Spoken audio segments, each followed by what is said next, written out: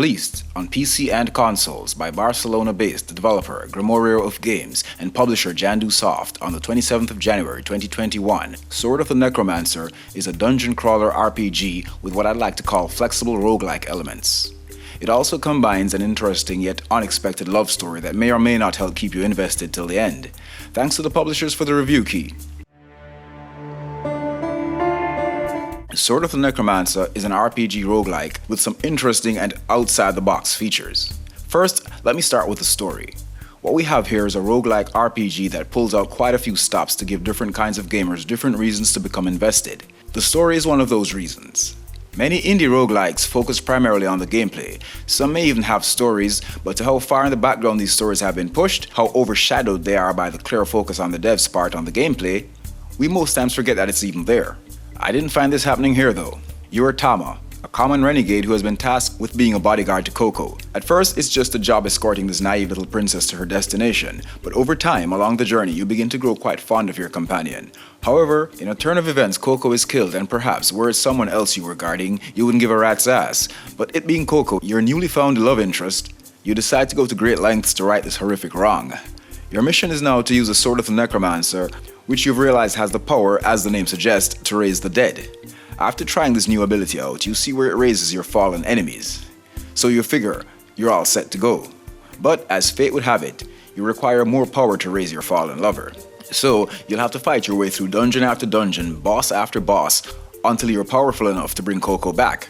I'll spoil no more for you, as this game, as I said before, does have a pretty gripping story that had me pushing through with this one more go mentality, just to see how it all came to this and what would happen next. I believe this was a really smart move on the part of the devs, as so many of these Enter the Gungeon, retro Zelda-inspired games are popping up. This attention to a somewhat deep story helped set it apart and gave me a reason not to facepalm and say, not another one. I will do anything for her. Good. Then enter the dungeon and face me. Claim the power of the Necromancer. At the beginning, we're made to understand what ultimately happened and how the sword and quest came into play. But it's not until you've started playing, cutting down the bosses, that you're given bits of what really went down and led to the growing love between the two, and how she fell. Smart storytelling, guys. It was already pitch black. I suddenly woke up and saw you were no longer by my side. I jumped up and desperately started looking for you everywhere. The voice acting, although presented in an anime-style B-movie kind of way, helped propel the story as well. Tama is a stronger voice actor who gave me the good B-movie vibe, while Coco was more on the unbelievably cheesy anime-styled acting. But it all worked well enough to keep me interested.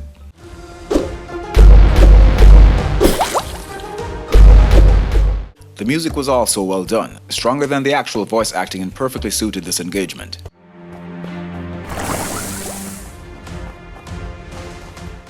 The visuals are your standard pixel art retro style. And while I'm not the biggest fan of this art style, if it's done well enough, I have no complaints. Sword of the Necromancer did it well enough.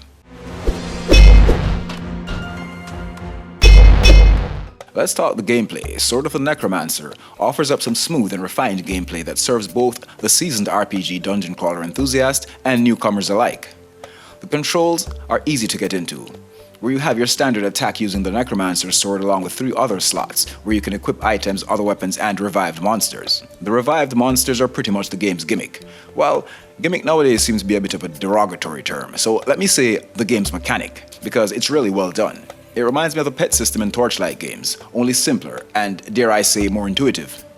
After resurrecting a fallen enemy, it comes over to your side, and although not the smartest AI partners, they do serve a purpose and play a role in getting the job done, even against bosses.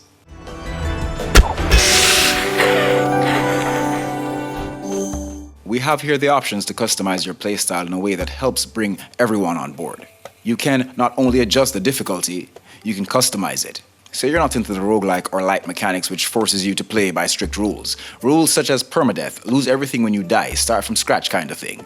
Which, by the way, are my least preferred mechanics of any roguelike. You're able to tweak these options to suit your tastes. This, by some purists, may seem like heresy, but for me, this was just what the doc ordered. Yep, call me a wuss, but I welcome these options with open arms. The devs have not created a set it and forget it like experience either. Grimorio of Games are actively taking feedback, and updates for a better, more intuitive and palatable experience are constantly being taken into consideration. The first update I experienced addressed the issue of the inventory system.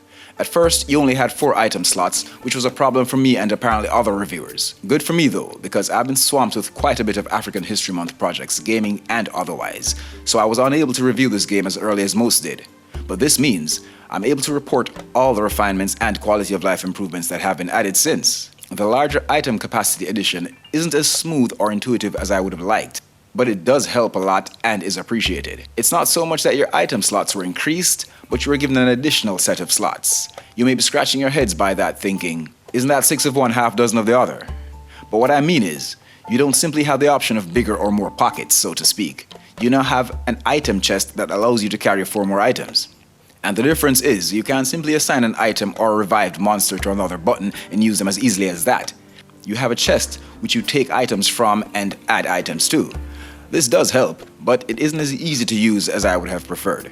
Other than the larger inventory addition though, the flexibility I spoke of earlier, with options which allow you to start from the last dungeon you died instead of the very beginning, has also been included, and this works for me.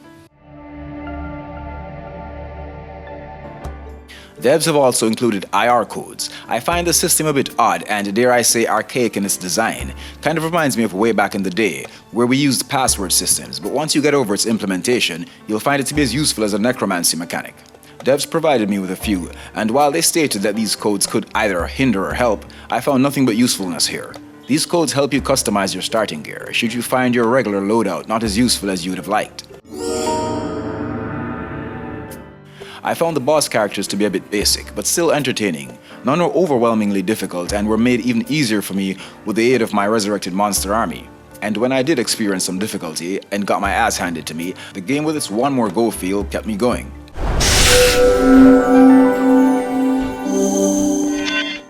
I'm going to have to say, Sword of the Necromancer is an ideal pickup if you're either new to the dungeon crawler roguelike genre and would like to test the waters without being overwhelmed by insane difficulty, or if you're a seasoned roguelike player who is simply looking for one more notch on the belt. It's also great for persons like me who aren't in love with the genre.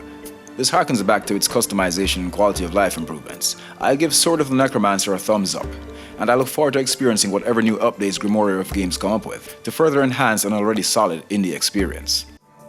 It must have been fascinating.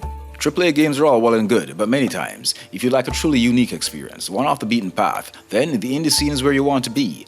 Show your support for independent game developers. Most if not all indie games are priced relatively low. Some are even free with the option to donate, so there's really no reason to pass. Thank you for watching. If you like my content, feel free to like, share, comment, subscribe, and hit the notification bell. If I pissed you off for some reason though, then hey, we all know where to find those various hate buttons, don't we? Either way, I won't hold it against you. Our game is never over. I found myself incapable of looking away from you, not understanding why. Maybe because this was like those old tales in which a knight finds a nymph or something in this very same situation, and he ends up mesmerized by her beauty.